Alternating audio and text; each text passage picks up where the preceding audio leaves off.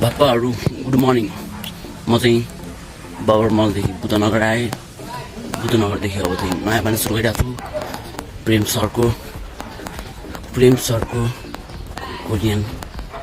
Korean भाषा होइन, Korean language सुन्नु गइरहेको छु म प्रेम सरको त्यहाँ होइन, नयाँ मानिसहरूमा ठ्याक्कै। अब ठ्याक्कै 8 बजीदेखि स्टार्ट हो, 7:30 भयो। 8 बजीदेखि स्टार्ट हो, पुग्छु म होइन। हिजो फर्स्ट चोटि गएको, आज सेकेन्ड हो होइन। भयो होइन, पापाहरू होइन 2 दिन भयो, भोलि 3 दिन हुन्छ। अनि ट्याक्क 2-3 महिनापछि इक्जाम हुन्छ। अनि तिनीहरूको पापाहरूको दाइले नाम निस्काउँछ। अनि टक्क है त, के हुँदैन। ओके लेट्स सी यु है त। क्या खाली छ यार, आज त रोड पनि खाली होइन। कस्तो खाली के छ पापाहरू होइन, कस्तो खाली छ आज त। त्यस्तो हुन्छ बिहान भएर होला होइन। एकछिनपछि चाहिँ त्यस्तै हो फेरि। नयाँ बानेश्वर आकाशी पुल कुनै आडे केटा हो म होइन। नयाँ बानेश्वर आकाशी पुल गर्दिनँ म केही पनि गल्ती र भुल। जहिले हाई म त जहिले चिलमा गीत सुन्छु आदेश दाइको लिएर फिल्म होइन। मलाई चाहियो दामी चिक्सहरू। मजा गरेँ। मलाई चाहियो दामी चिक्सहरू। अनि डेटिङ फिक्स गरौँ। अनि टिकट नजिक सरौँ। अनि टिकटले भन्छु मेरै भर पर्ने स्टाइल भयो। स्टाइल यस्तै हो स्टाइल। ठाउँको ठाउँ हान्छ मेरो लागि स्टाइल। आजकलको ऱ्यापर जो पनि ऱ्यापर जो पनि ग्याङ्स्टर स्टाइलतिर अलिक ठाउँ हान्छ त। हिँड्दैछु म बाटोमा एक्लै, मेरो संसार अनि मेरो पारा चाहिँ बेग्लै होइन। आकाशी पुलमा पुगेँ म। एयरफोर्स लगाएको जुत्ता खुट्टाले टेक्दै होइन। म मुजी कोरिया जाने हो, कोही मुजीले सक्दैन मलाई छेक्दै होइन।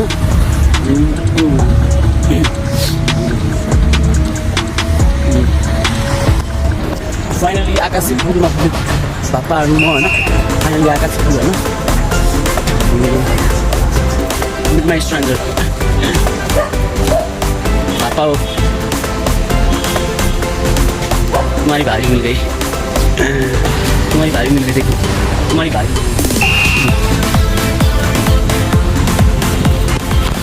हाई गरिदिनु न, हेलो गरिदिनु न त, हेलो गरिदिनु न। यहाँ मेरो फ्रेन्ड नयाँ साथी मेरो होइन। कहाँ जाने अरू साथी अस्ट्रेलिया लागि तयारी गरिरहेको छु होइन हाम्रो साथीले। हाई हेलो गरिदिनु त हाम्रो नयाँ साथी ल, सँगै कोरिया जानुपर्छ हामी त्यहाँ। हेलो हाई गरिदिनु त, हाई गरिदिनु त।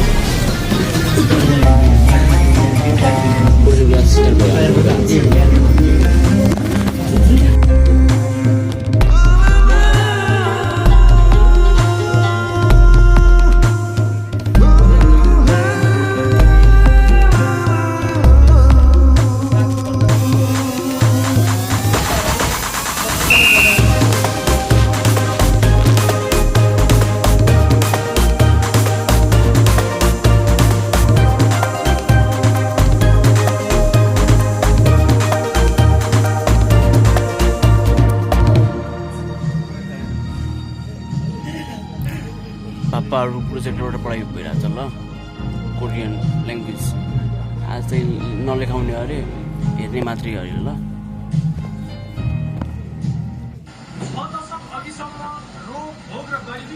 बनेको दक्षिण कोरिया आज चमत्कारिक विकासमा पुगेको छ। कसरी सम्भव भयो त दक्षिण कोरियाको विकास? दक्षिण कोरियाको चमत्कारिक आर्थिक विकास आधुनिक विश्वकै ठूलो रहस्य मध्येको एक बनेको छ।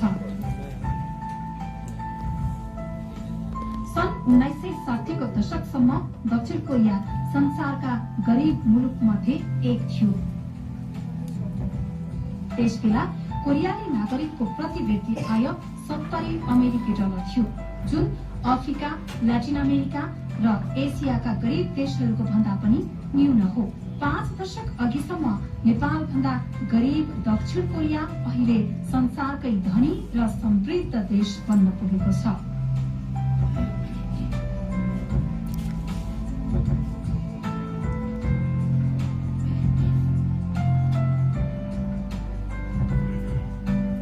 नेपाल भन्दा सानो भूगोल भएको दक्षिण कोरिया अधिक स्रोत साधन भएको देश होइन।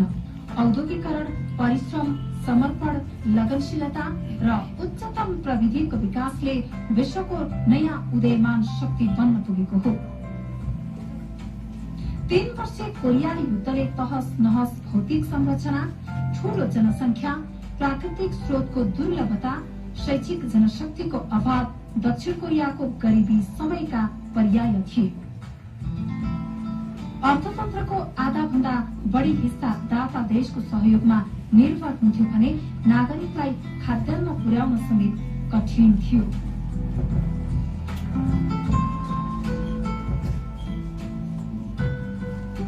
दक्षिण कोरियाको आधुनिक विकास सैनिक शासक तथा हालका राष्ट्रपतिका पिता पार्क जङ हीले शुरू गरेका हुन्।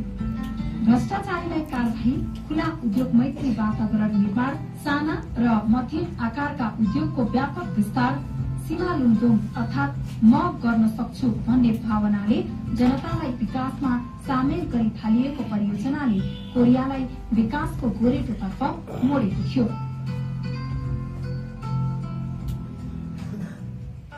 दर्शकवृन्द, अहिले हामी कोरियाको परम्परागत गाउँमा रहेका छौँ। दक्षिण कोरियाले आर्थिक रूपमा चमत्कारिक विकास गर्दा ग्रामीण भेग र शहरी भेगको बीचमा बढेको आर्थिक अन्तरलाई अन्त्य गर्नका लागि गाउँ विकासको परियोजनाहरू ल्याइएको थियो। व्यवहारिकतालाई प्राथमिक बनाउँदै विकास निर्माणमा जनतालाई सामेल गरी थालिएको सीमा लुङदुङ परियोजनाले विकाससँगै साना र मध्यम उद्योगलाई प्रोत्साहन दिएको थियो। सरकारले ठूलो लगानी र परियोजना ल्याएर होइन, जनतालाई विकास र निर्माणमा सामेल गरी थालेको योजना र सबैको हातेमालोले कोरियालाई विकासको पथमा लम्कायो। प्रौढ शिक्षा र सेवामूलक तालिम शुरू भए। जीवनस्तर उकासिँदै जाँदा देशको स्वरूपले औद्योगिकरणतर्फ मुडियो। कोरियाले ग्रामीण भेगबाट देशव्यापी अभियान बनाएको सीमा लुङदुङ योजना अहिले विश्वव्यापी बनाइरहेको छ। गरिबीको समयमा पश्चिम युरोपका खानीमा काम गर्ने कामदारदेखि अस्पताल र अरू क्षेत्रमा गएका कोरियालीले रेमिट्यान्ससँगै सिकेको सिप स्वदेशमा प्रयोग गरे। देश निर्माण गर्ने स्पष्ट संकल्प, त्याग, समर्पण र मेहनतको परिणामले गरिबीको जर्जर देश दक्षिण कोरियाले पछिल्लो 4 दशकमा काँचुली फेरेको छ।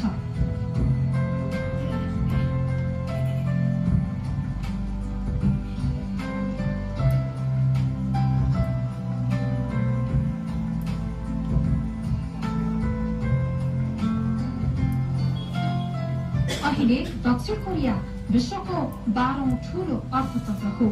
विश्वकै उच्च आय भएका धनी देश मध्येको एक हो। सन् 1960 देखि 90 सम्म विश्वकै तीव्र गतिको आर्थिक वृद्धि दर हासिल गरेको दक्षिण कोरिया अहिले संसारको 7औं ठूलो निर्यातकर्ता र 10औं ठूलो आयातकर्ता हो।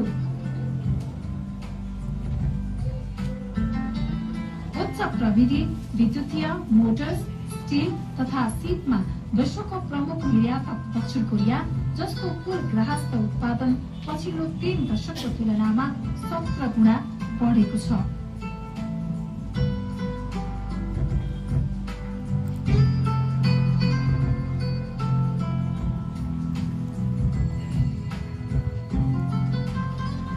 सन् 1962 देखि दक्षिण कोरिया सरकारले आर्थिक विकासका लागि 5 वर्षीय योजना लागू गर्यो। सन् 1980 सम्म दक्षिण कोरियाली विकासको सफलतासँगै नागरिकको प्रति व्यक्ति आय $1,600 पुग्यो। सन् 1990 को दशकको मध्यतिर त दक्षिण कोरियालीको प्रति व्यक्ति आय $10,000 पुग्यो। सन् 1998 बाट शुरू भएको आर्थिक मन्दी सरकारले सन् 2001 मा हल गर्न सफल भयो। आर्थिक संकट टार्न कोरियाली नागरिकले आफूसँग रहेको सुन सरकारलाई दिई मद्दत गरेका थिए, जसमा 227 टन सुन जम्मा भई ठूलो आर्थिक सुधारमा मद्दत मिलेको थियो।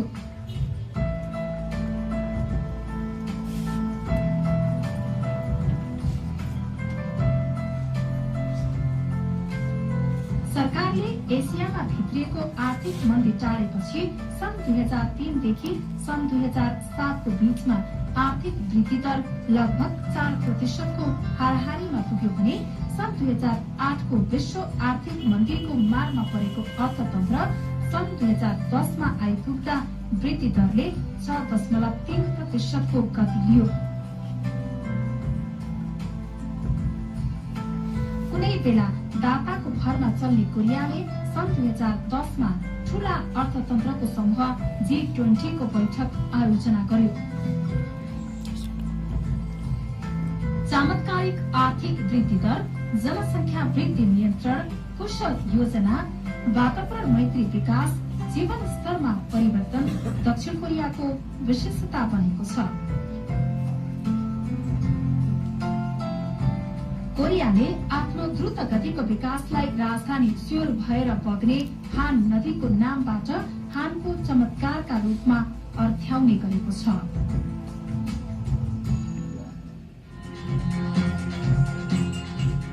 अविश्वसनीय आर्थिक वृद्धि दर र विकास हासिल गरेको दक्षिण कोरियाको मुख्य आमदानीको स्रोत निर्यात हो। दक्षिण कोरियाले सन् 1962 मा जापानसँग उपनिवेश बापतको क्षतिपूर्ति सम्बन्धी सन्धिबाट अनुदान तथा सरल ऋण अन्तर्गत $80 करोड पाएको थियो।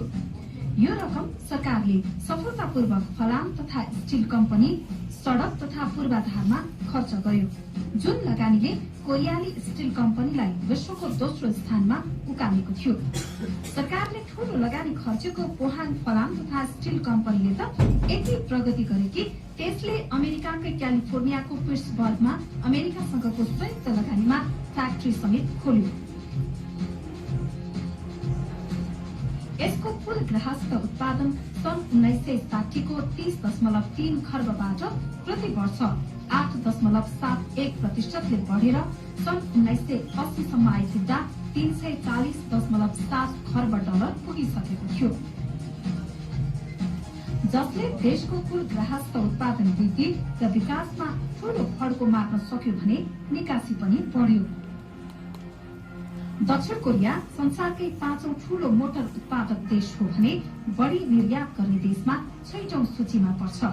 दर्जनको हाराहारीका दक्षिण कोरियाली कम्पनीहरूले वार्षिक अरबौं डलर अटोमोबाइलको निर्यातबाट कमाइरहेका छन्। विभिन्न देशबाट पाट ऊर्जा ल्याएर मोटर बनाउन थालेको दक्षिण कोरिया आज प्रमुख उत्पादक देश बनेको छ। सन् 1955 अगस्तबाटै कोरियाले विभिन्न देशबाट पाट ऊर्जा ल्याई जोडेर अटोमोबाइल उद्योग खोलेको थियो।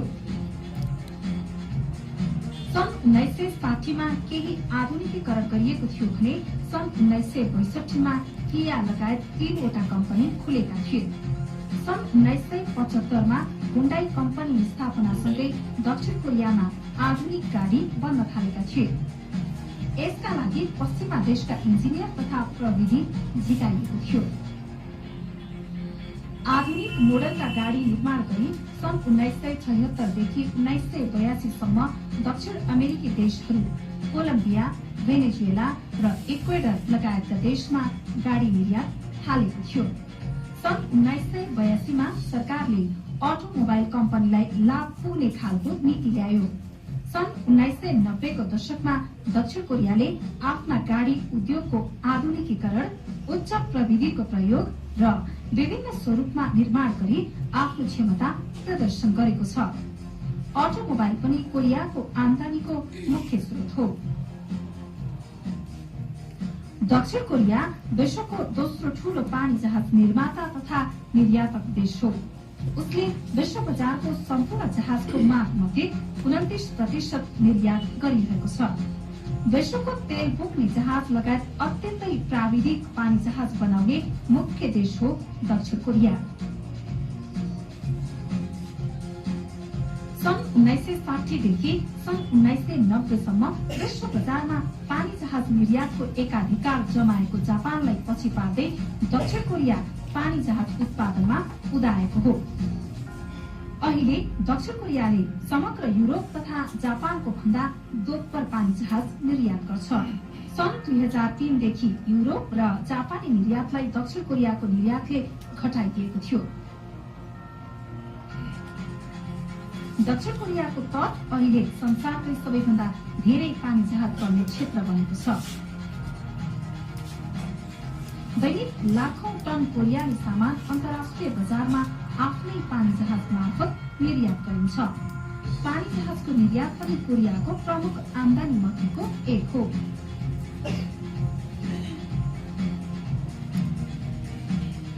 21औं शताब्दीको सुरुमै विद्युतीय तथा प्राविधिक विकासलाई प्राथमिकता बनाएको दक्षिण कोरिया अहिले संसारकै प्रमुख विद्युतीय सामग्री निर्यातक देश हो। कोरिया सामसुङ, एलजी जस्ता बहुराष्ट्रिय कम्पनीहरूले निर्माण गर्ने कम्प्युटर, टेलिभिजन, फ्रिज लगायत दैनिक अत्यावश्यकीय घरेलु विद्युतीय सामग्रीको प्रमुख निर्यातक देश हो।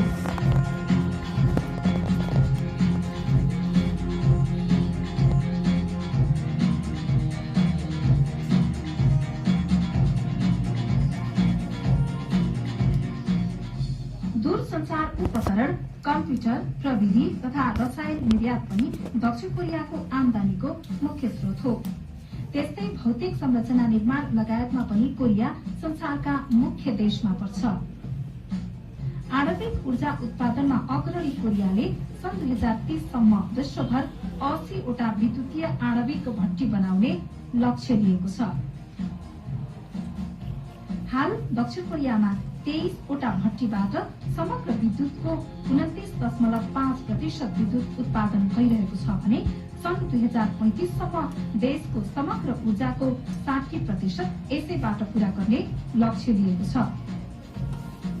सरकारको लोकप्रिय कदमको समर्थन गर्दै आम नागरिकले थालेको सानो र मध्यम स्तरको व्यवसायबाट शुरू भएको कोरियाको चमत्कारिक विकासका कारण अहिले यहाँ संसारकै सबैभन्दा व्यवस्थित र ठूला कम्पनी खुलेका छन्।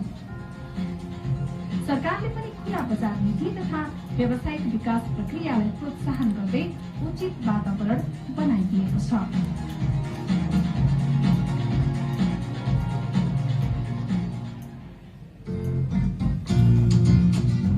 विकाससँगै वातावरण संरक्षणमा पनि विशेष ध्यान दिएको छ।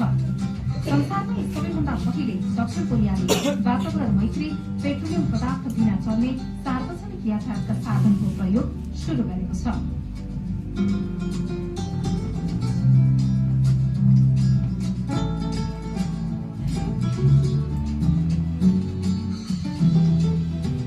यातायातका लागि 24 किलोमिटर बाटो समेत बनाइसकेको छ।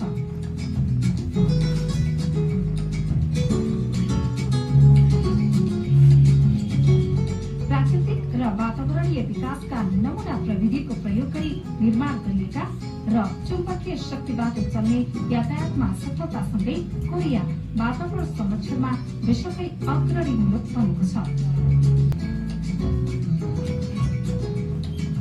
प्रविधिको विकाससँगै कोरियाले आफ्नो सम्पूर्ण सरकारी योजनामा वातावरण संरक्षणलाई प्राथमिकता दिएको छ। विकासका संरचना समेत वातावरण मैत्री तथा प्रदूषण घटाउने उपाय प्रयोग गर्दै आकर्षक ढंगबाट बनाइएका छन्। सरकारले हालै व्यावसायिक विकासका लागि आफ्ना नीतिको वृहत समीक्षा सहित हरियाली विकासको लक्ष्य लिएको छ। दिगो र वातावरण मैत्री विकासको नीति अन्तर्गत वातावरण संरक्षणका लागि ऊर्जाको खपत घटाउने, पुनः प्रयोगमा जोड़ दिने, स्वच्छ ऊर्जाबाट चल्ने सामग्रीको प्रयोगमा व्यापकता ल्याउने कार्यक्रम अघि सारिएका छन्। पर्यावरण संरक्षणका लागि विभिन्न भौतिक परियोजना समेत शुरू गरिएका छन् भने उद्योगलाई समेत वातावरण मैत्री बनाउन कुशल योजना शुरूआत गरिएको छ, जसको उपयोगले विश्वकै प्रतिस्पर्धी शैक्षिक प्रणाली, उच्च दक्ष जनशक्ति, प्रविधि, दूरसञ्चार लगायतका क्षेत्रमा संसारकै अग्रणी धनी देश कोरियाले धेरै देशलाई पाठ दिएको छ। कोरिया अहिले एसियाको नेतृत्वदायी आर्थिक केन्द्र तथा प्रमुख भूमण्डलीय सहरसँगै वातावरण मैत्री देश समेत बनेको छ। खासै प्रोत्साहन नभएको र 6 दशक अघिसम्म रोग भोक र गरिबीको सामना गरेको दक्षिण कोरियाको विकास कुशल नीति र नेतृत्वका कारण सम्भव भएको हो। युट्युब च्यानलबाट हाम्रो यो भिडियो हेरेर बसिरहेको सम्पूर्ण दर्शक साथीहरूलाई म हार्दिक स्वागत गर्दछु र म हुँ चाहिँ सुशील कमान कोरियामा छु। आज चाहिँ म यो छोटो भिडियो मार्फत तपाईँहरूलाई कोरियामा कम्पनीमा कस्तो खालको चाहिँ काम गरिन्छ भन्ने बारेमा तपाईँहरूलाई बताउँछु। त्यो चाहिँ विशेष गरेर नेपालमा बसेर कोरियन भाषा सिक्दै र कोरियन ड्रिम बोकेका सम्पूर्ण साथीहरूलाई चाहिँ अलिकति यहाँको बारेमा उत्सुकता हुने भएकोले गर्दाखेरि म आज तपाईँहरूलाई चाहिँ कस्तो हुन्छ त यहाँ आएर हामीले कस्तो काम गर्नुपर्छ भन्ने विषयमा चाहिँ छोटो भिडियो बनाएर दिनुपर्छ।